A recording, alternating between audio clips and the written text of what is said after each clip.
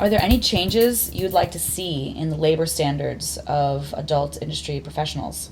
There are many, many, many, many changes that I would like to be seen made, but they're also the same changes I would like to see in any labor force. Anytime you have a hierarchical model of power, where you have a lot of wealth and a lot of power at the top, you're going to have problems at the bottom. And the same problems that I have experienced in the adult industry with labor conditions have been the same problems that I have faced in the nonprofit world.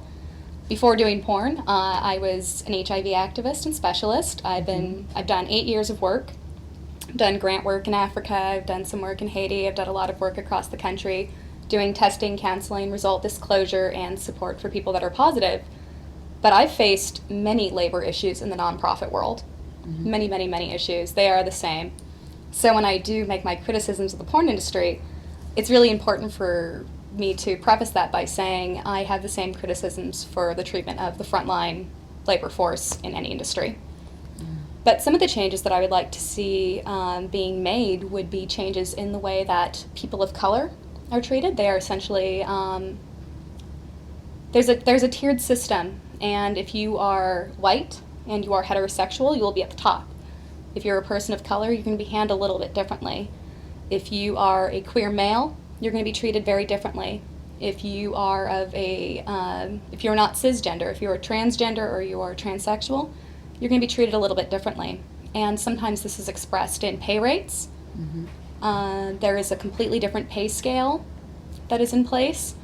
And also, if you are a performer who works with any of these demographics, you may see that reflected in your paycheck as well.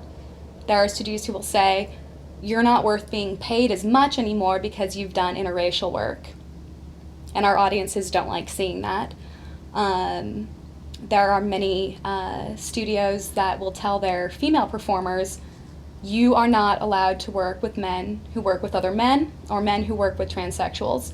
If you do, your contract may be in jeopardy, or we will no longer represent you. So those are some changes that I would definitely like to see made.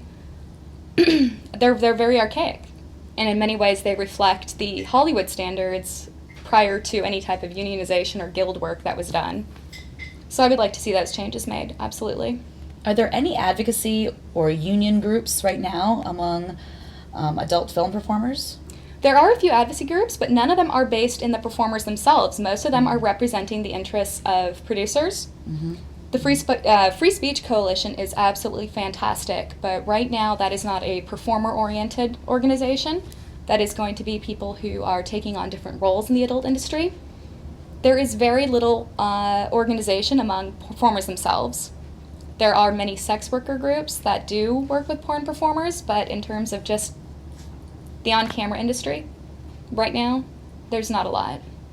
And in the event of Porn WikiLeaks, this was really distressing because there was no one who received information about their own breach of their information from anyone, neither from the Adult Industry Medical or the Free Speech Coalition or the studios that they performed with. This was something that everyone found out either through word of mouth or by getting online and taking a look at the media.